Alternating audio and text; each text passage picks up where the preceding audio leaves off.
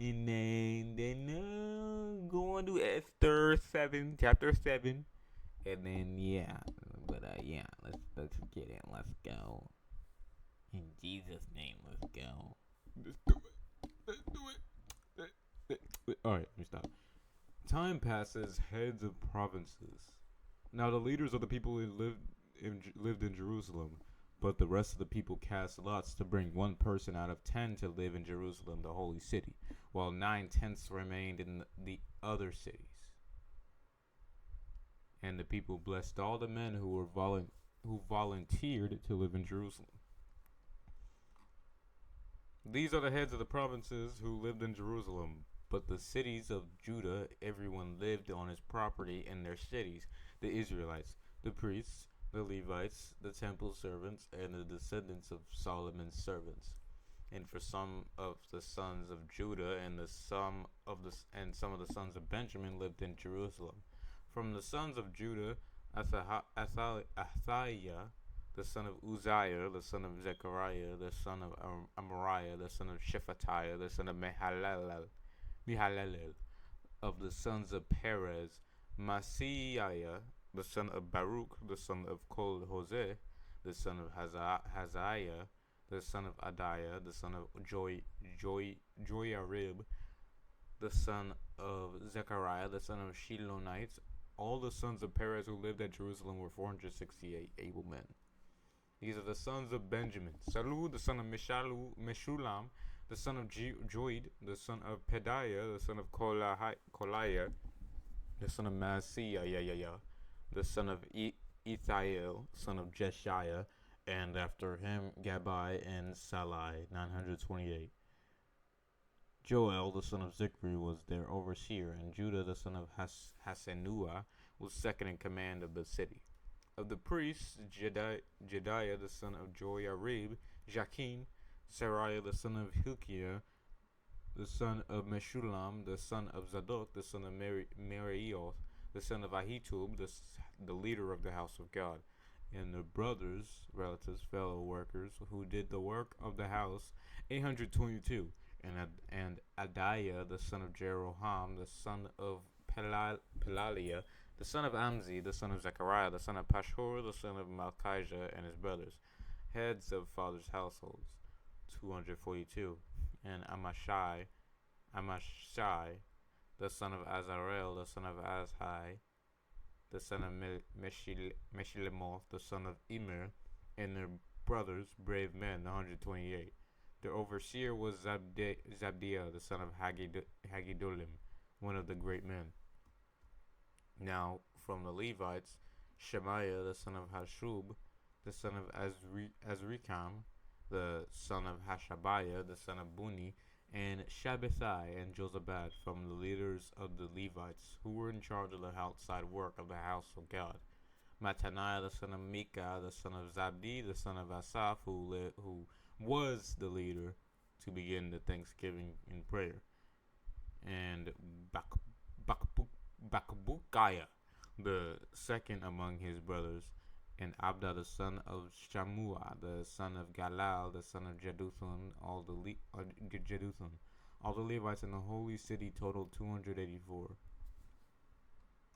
The gatekeepers Akub, Talmon, and their kinsmen who kept watch at the gates totaled 172 outside Jerusalem.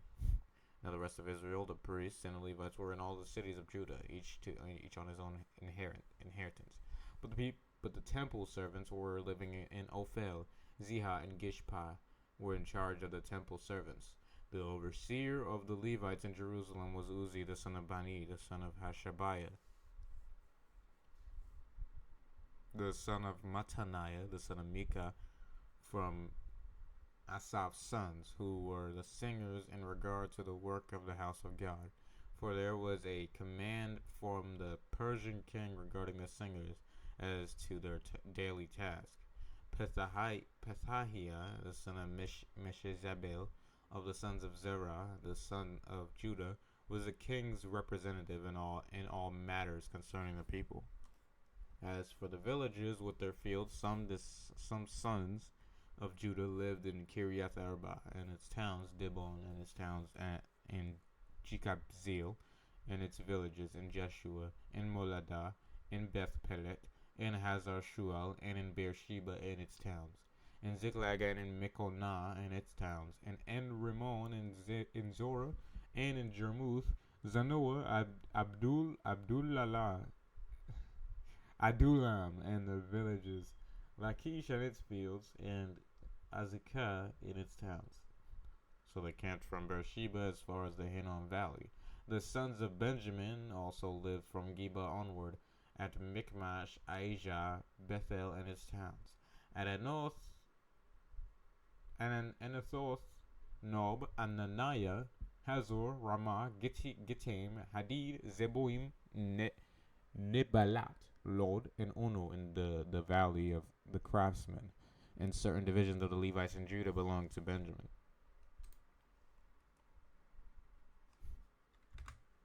Priests and Levites who returned to Jerusalem with Zerubbabel.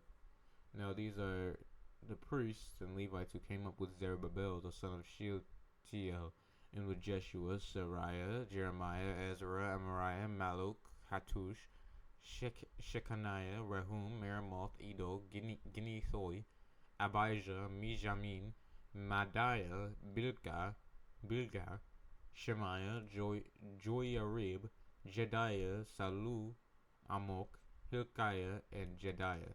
These were the heads of the priests and their kinsmen in the days of Jeshua.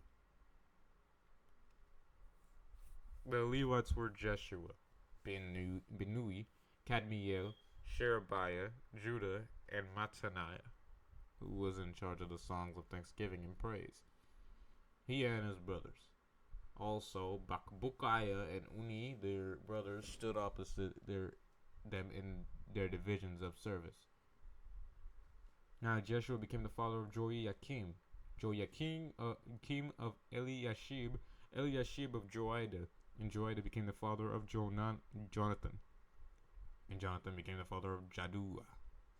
And in the days of Joachim the priest, the heads of the father's households were of Sariah, Meriah, of Jeremiah, Hananiah, of Ezra, Meshulam, of Amariah, Jehohanan of Maluki, Jonathan of Shebaniah, Joseph of Haram, Adnah of Merioth, Hilkiah of Edo, Zechariah of Ginnethon, Meshulam of Abijah, Zikri of Miniamin, and of Moediah, Piltai of Bilgah, Shamua of Shemaiah, Jehonathan of Joiarib, Mattanai of Jediah, Uzi of Salai, Kalai of Amok, Eber of Hilkiah, Hashabiah of Jediah, Nethanel, the chief Levites. As for the Levites in the days of Eliashib, Johanan,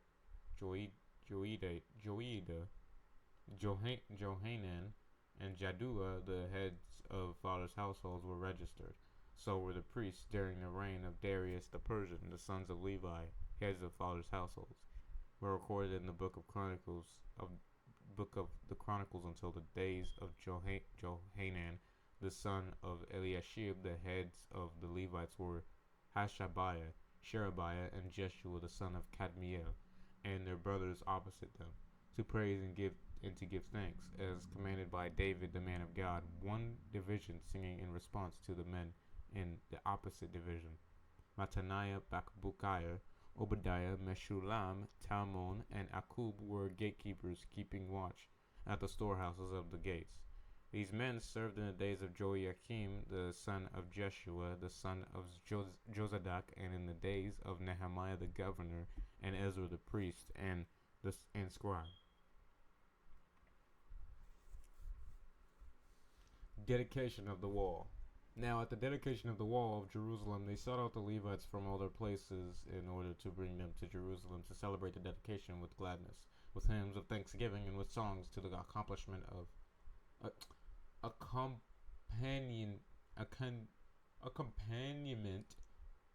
The heck? What is that word? of cymbals, harps, and lyres.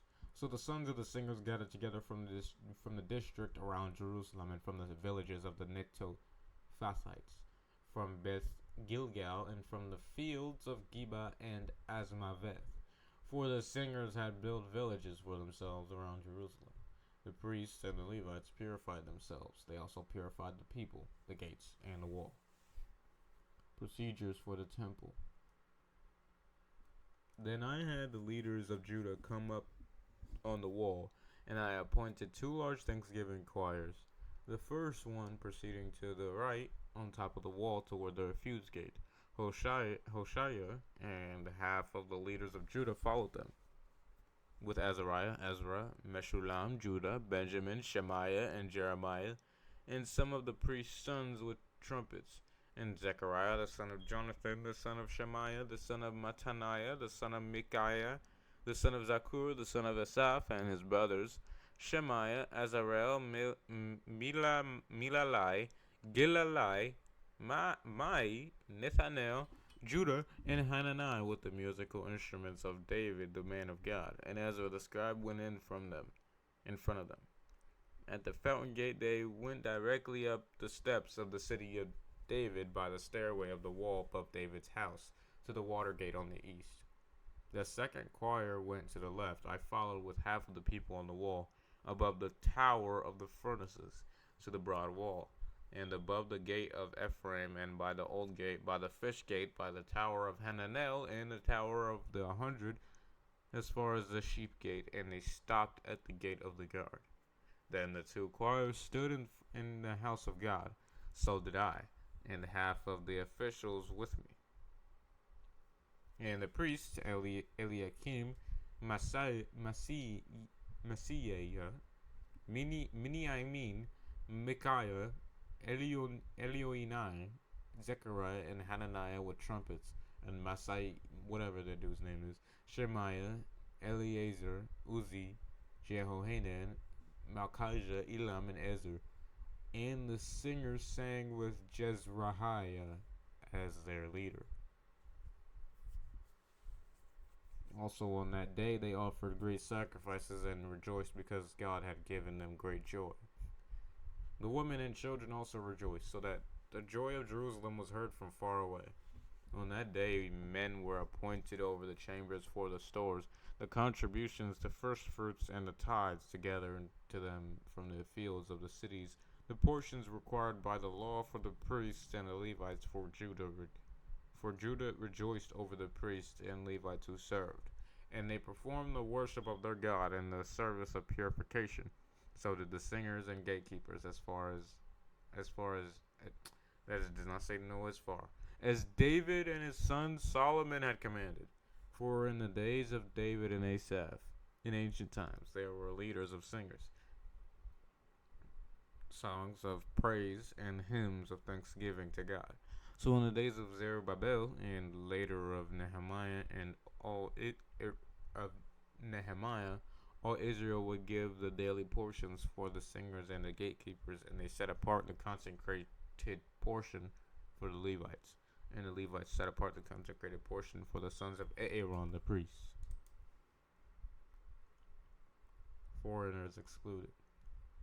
On that day they read it aloud from the book of Moses so that the people could hear its words, and in it was found that no Ammonite or Moabite could ever enter the assembly of God, because they did not meet the Israelites with bread and water, but hired Balaam against them to curse them. Yet our God turned the curse into a blessing. When the Jews heard the law, they separated from Israel all who were of foreign descent. Tobiah expelled and the temple cleansed. Now, prior to this, Eliashib, the priest who was appointed over the chambers of the house of our God and was related to Tobiah, our adversary, had prepared for Tobiah a large room, a chamber, where previously they had put the grain offerings, the frankincense, the utensils, and the tithes of grain, new wine, and olive oil, which were given by commandment for the Levites, the singers, and the gatekeepers, and the contributions for the priests. But during all this time I was not at Jerusalem. For in the 32nd year of Artaxerxes, Persian king of Babylon, I went to the king. Then after some time I asked for a leave of absence from the king, and I came to Jerusalem. Then I discovered the evil thing that Eliashib had done for Tobiah by preparing a room for him in the courtyards of the house of God. It was very displeasing to me. So I threw all of Tobiah's household furnishings out of the room. Then I gave an order, and they cleaned the rooms, and I put back there the utensils of the house of God with the grain offerings and the frankincense. Tithes restored. I also discovered that the portions due to the Levites had not been given to them, so that the Levites and the singers who did the work had gone away, each one back to his own field. Then I reprimanded the officials and said, "What? Why is the house of God neglected?" So I gathered the Levites and singers together and restored them at their posts. Then all Judah brought the tithe of the grain, the new wine, and the oil to the storehouses. I appointed as treasurers over the storehouses Shelemiah the priest, Zadok the scribe, and Pedaiah of the Levites. Assisting them was Hanan, son of Zakur, the son of Mattaniah, for they were considered faithful and reliable, and their task was to distribute supplies to their brothers, fellow Levites. Oh my God. I remember me concerning this, and do not wipe out my loyal deeds and kindnesses, which I have done for the house of my God and for its services. Sabbath restored. In those days I saw some in Judah who were treating wine presses on the Sabbath, and bringing in sheaves or sacks of grain, and loaded them on donkeys, as well as wine, grapes, figs, and all kinds of loads, which they brought into Jerusalem on the Sabbath day. So I protested and warned them on the day they sold the produce. Also men of Tyre were living there who brought fish and kinds of merchandise, and they were selling them to the people of Judah on the Sabbath, even in Jerusalem. Then I reprimanded the nobles of Judah and said to them, "What is this evil thing that you are doing, profaning the Sabbath day? Did your fathers not do the same, and did our God not bring all this trouble on us and on the city? Yet you are adding to the wrath on Israel by profaning the Sabbath." Now, when it began to get dark at the gates of Jerusalem before the Sabbath began, I commanded that the doors be shut and not be open until after the Sabbath.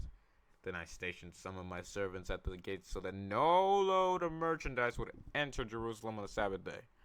So once or twice the merchants and sellers of every kind of merchandise spent the night outside Jerusalem. But I warned them, saying, "What? Why do you spend the night by the wall? If you do so again, I will use force against you."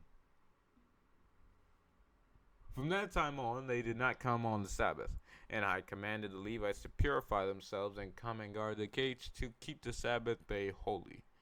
Oh my God, remember me concerning this also, and have compassion on me according to the greatness of your loving kindness. Mixed marriages forbidden. I thought it was already forbidden. In those days, I also saw Jews who had married women from Ashdod. Okay, they started doing it again. Okay. Ashdod, Ammon, and Moab.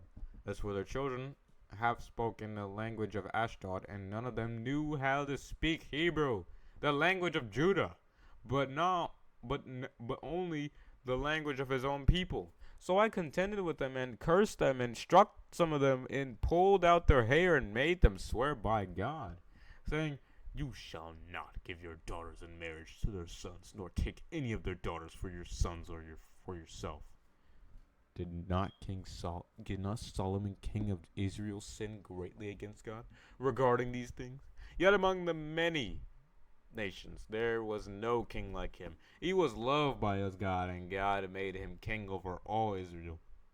Nevertheless, the foreign women caused even him to sin by turning to other gods, and so, judged by God, he lost his kingdom. Do we then hear about you that you have done all this great evil, acting unfaithfully against our God by marrying foreign pagan women?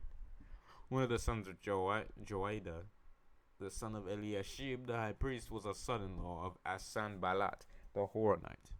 So I chased him away from me.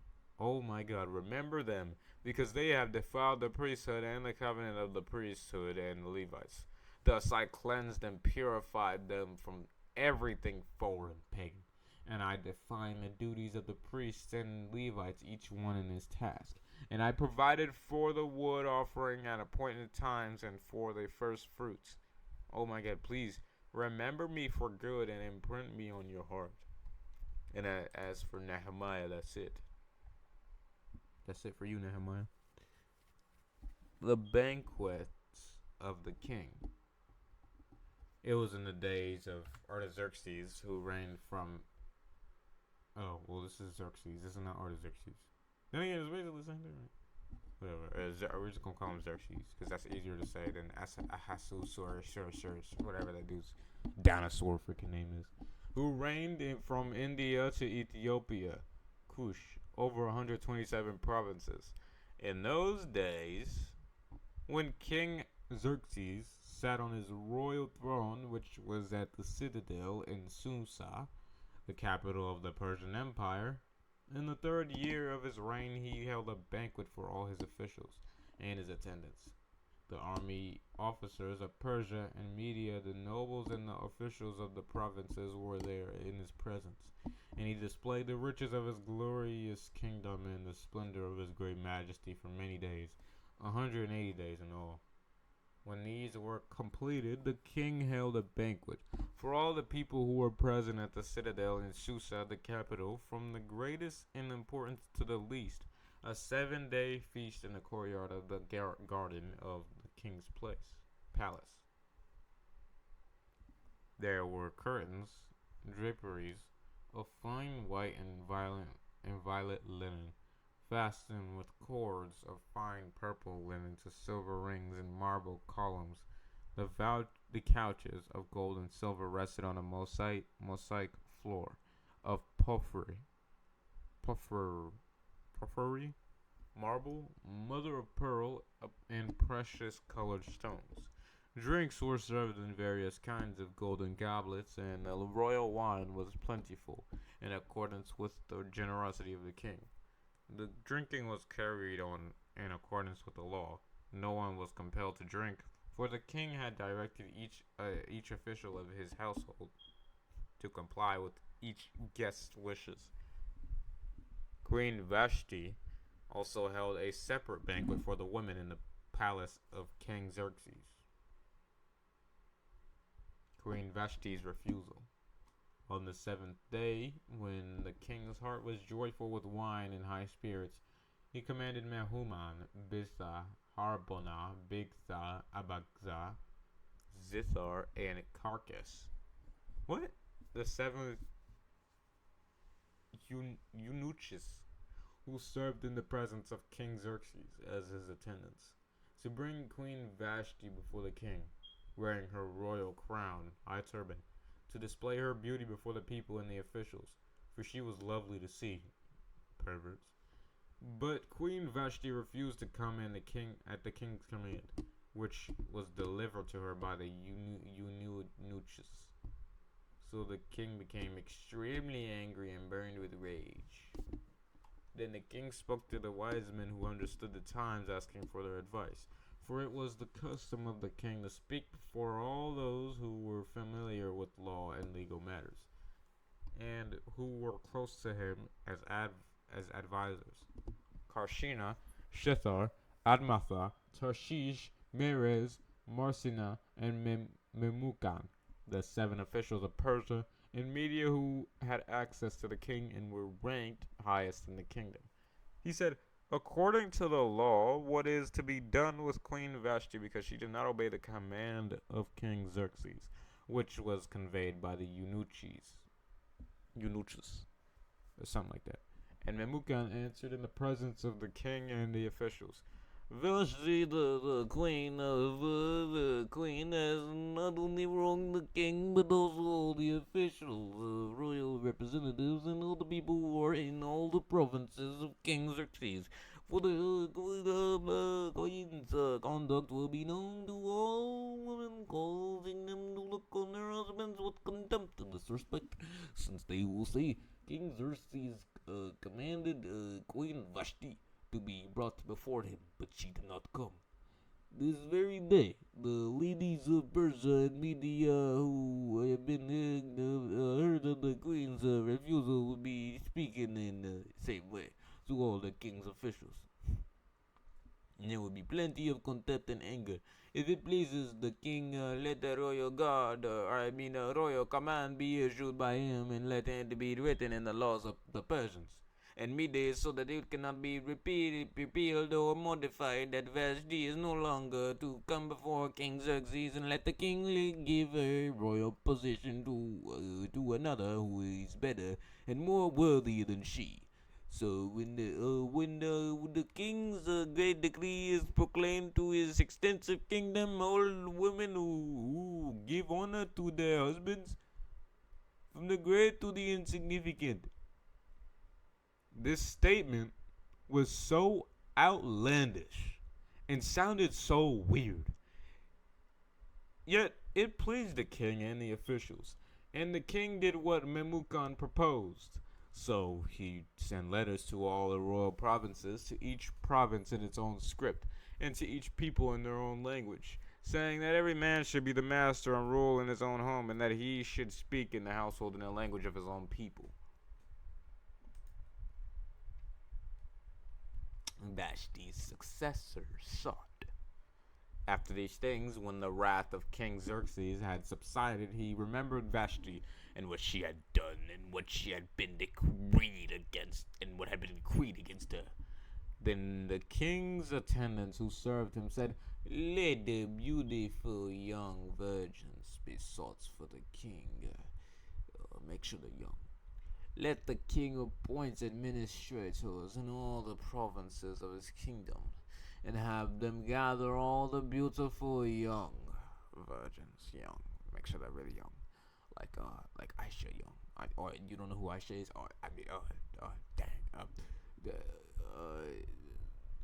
Rebecca Young. You said Rebecca wasn't even 3. Make sure they're Lamb Young. Yeah, Young is a lamb. To the citadel in Susa, in the harem under the custody of Haggai, the king's Inuinuch, who is in charge of the women, and let her beauty preparations be given to them. Then let the young woman who pleases the king be queen in place of Vashti. This pleased the king, even though it was kind of very creepy, and he did accordingly. There was a certain Jew in the citadel of Susa whose name was Mordecai, son of Jair, the son of Shimei, the son of Kish, and a Benjamite, who had been deported from Jerusalem with the captives who had been exiled with Jeconiah, king of Judah, whom Nebuchadnezzar, the king of Babylon, had exiled. He was the guardian of Hadassah, that is Esther, his uncle's daughter, for she had no father or mother. The young woman was beautiful of form and face, and when her father and mother died, Mordecai took her in as his own daughter. Esther finds favor. So it came about when the king's command and his decree were proclaimed, and when many young women were gathered together in the citadel of Susa in the custody of Haggai, that Esther was taken to the king's palace and placed in the custody of Haggai, who was in charge of the women.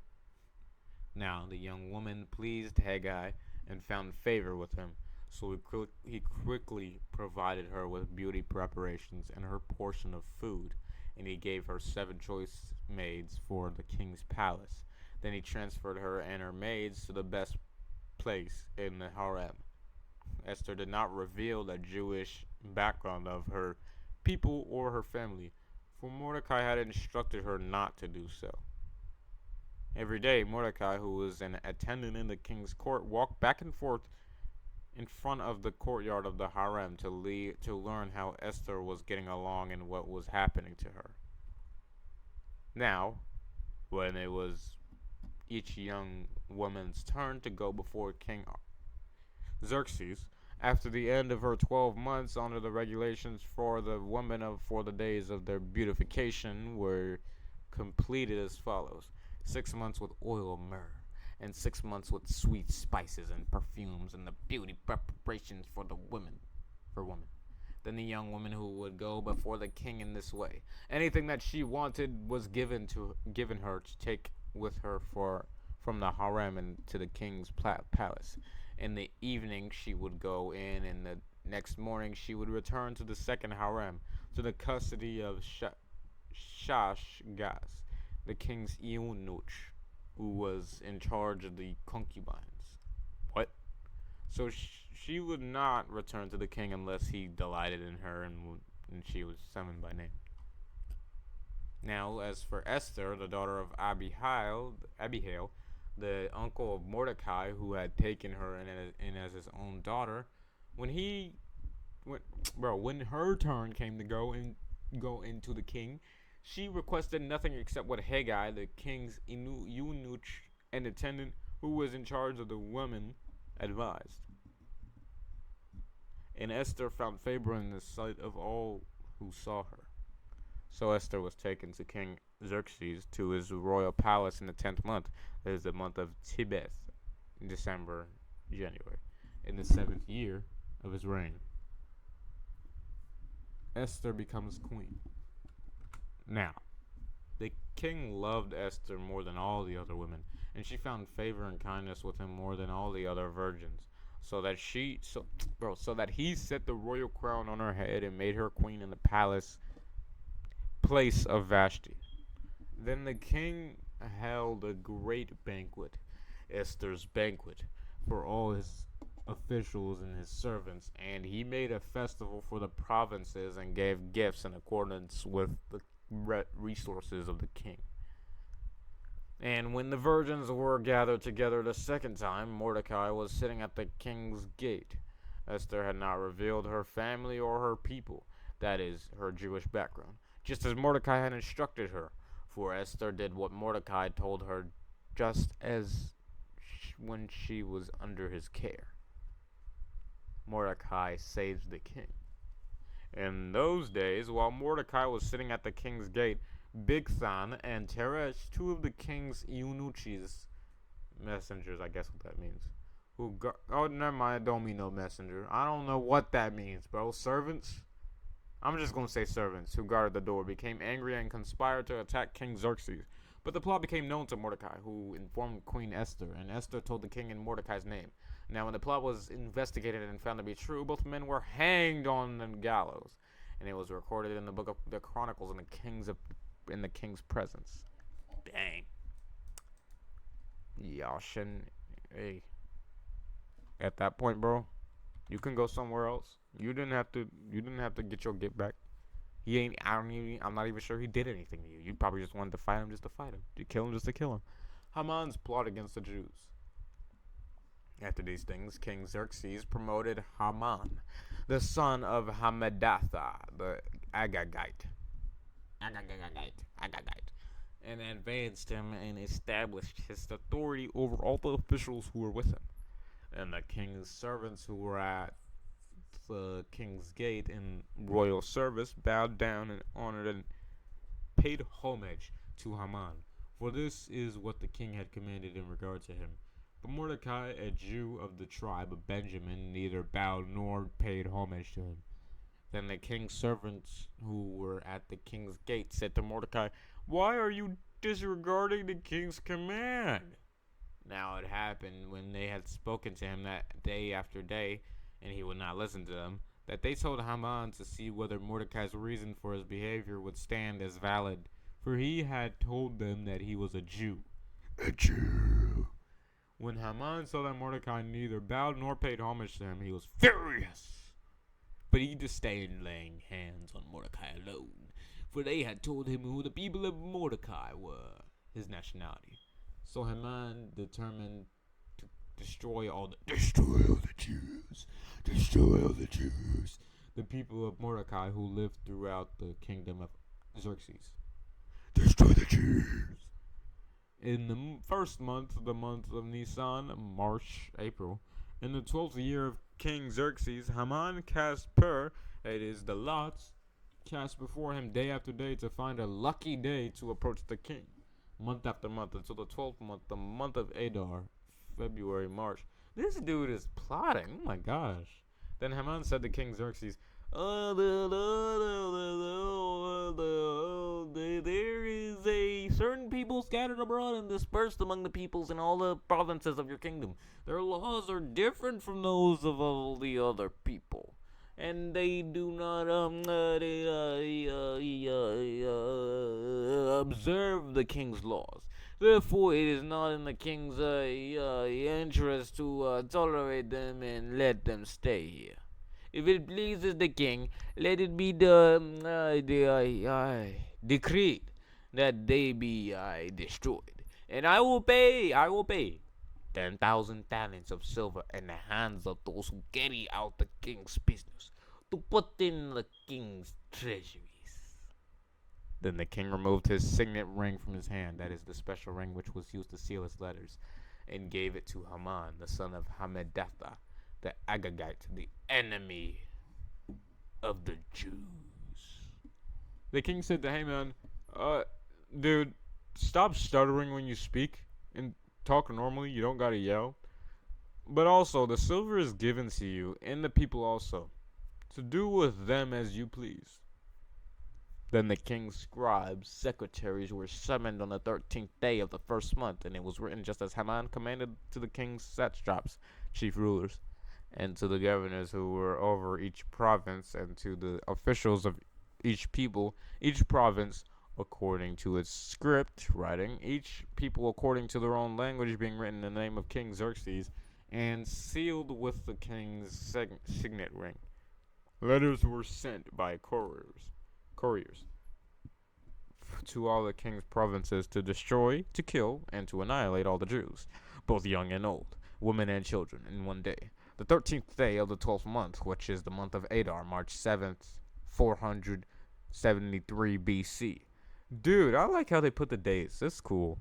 And to seize their belongings as plunder. A copy of the edict to be decreed as a law in the province was published to all the people so that they would be ready for this day.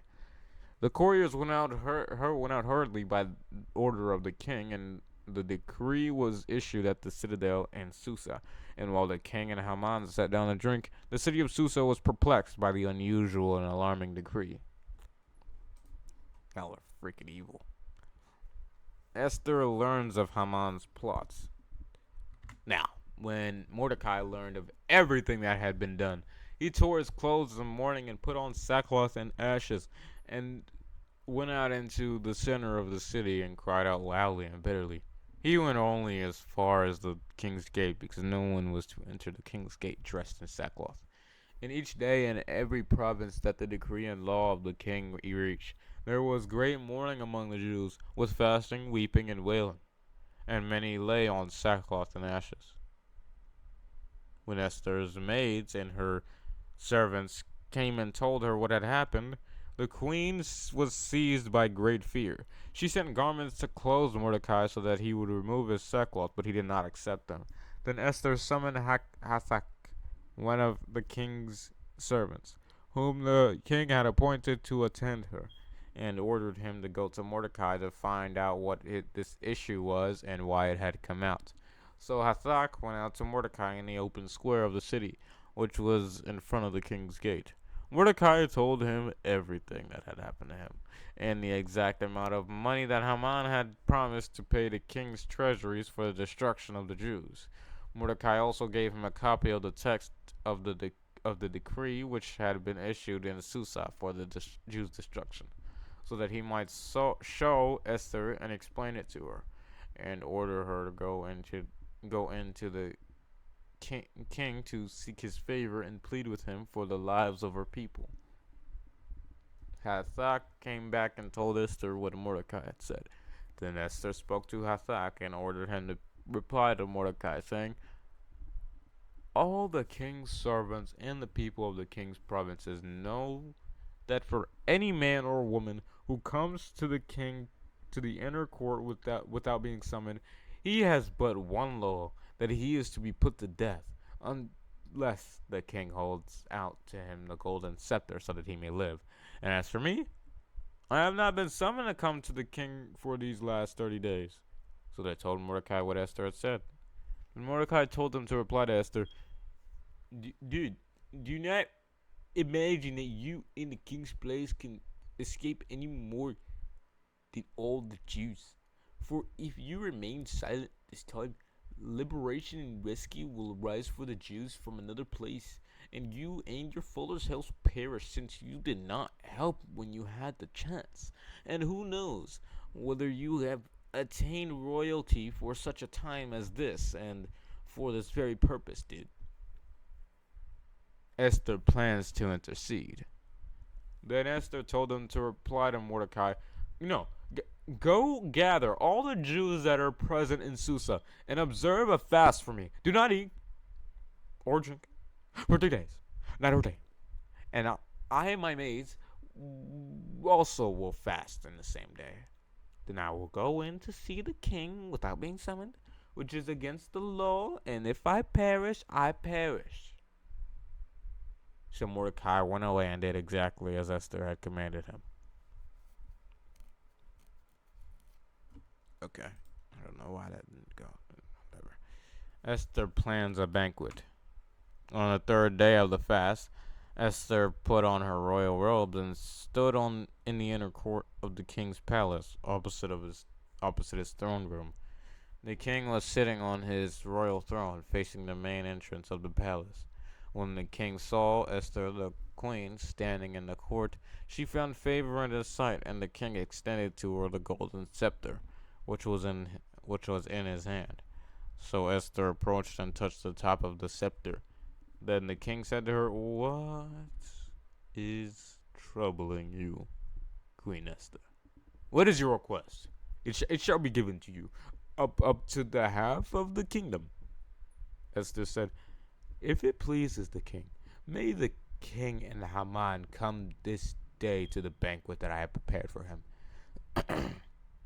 And the king said, Oh, yeah, bring Haman quickly, so that we may do as Esther says. So the king and Haman came to the banquet which Esther had prepared. As they drank their wine at the banquet, the king said to Esther, What is your petition? It shall be granted to you. And what is your request? Even to the half of the kingdom, it shall be done. Then Esther replied, My petition and my request is this. If I have found favor in the sight of the king, and if it pleases the king to grant my petition and to do as I request, may the king and Haman come to the banquet that I will prepare for them, and tomorrow I will do as the king says and express my request. Haman's pride. Haman went away that day joyful and in good spirits. But when he saw Mordecai at the king's gate refusing to stand up or show fear before him, he was filled with rage toward Mordecai. Nevertheless, Haman controlled himself and went home. How? He did?